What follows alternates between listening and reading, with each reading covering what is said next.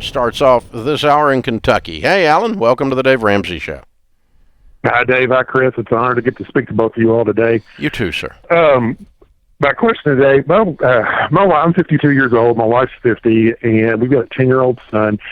I was laid off in the middle of March due to lack of work at my employer because of COVID-19, and subsequently I've lost my job there since that time. And right now, money that I have coming in is my state unemployment benefits, federal unemployment benefits. I get money from a beneficiary IRA and a beneficiary annuity. My wife's income is stable and has been throughout the pandemic. When I was laid off, we started saving cash, piling up cash. Good. And at the moment, and we've been paying our minimum payments on everything. If we were debt-free at this point, we'd have about 3 to 4 months of expenses saved up for baby step 3. Got a chance to maybe have like 6 months saved up by the end of July. But my question is, should we at this point go ahead and continue to save cash, or should we start paying on our debt? What does she make? Last year it was around 47. What did you used to make last year?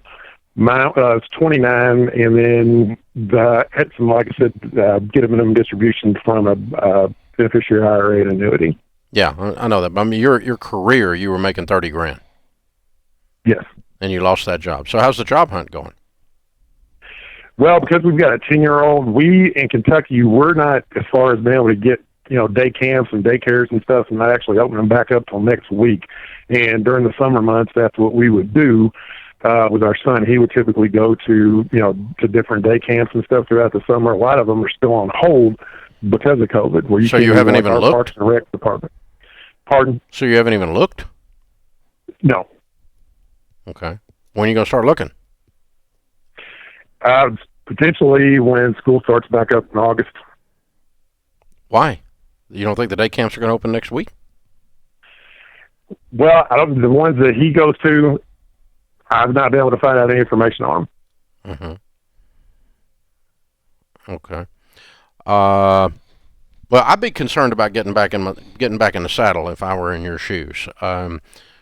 July 25th is unemployment runs out, and you're going to want to be getting back to normal before you stop piling up cash, I think. Yeah, I do too, Alan. I mean, you are aware that in July that extra $600 a week goes away, right? Yes. Okay. And so you being proactive right now, I mean, do you guys have family members where you live?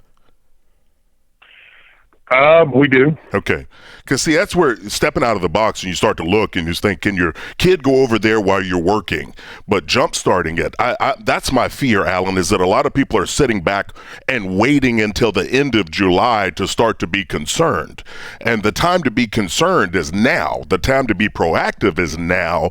So you can put yourself in a better situation before the money runs out. Otherwise, there's going to be this glut out there, Dave, of a lot of people that are trying to jumpstart something that could have been an easier start earlier. We have 40 million unemployed.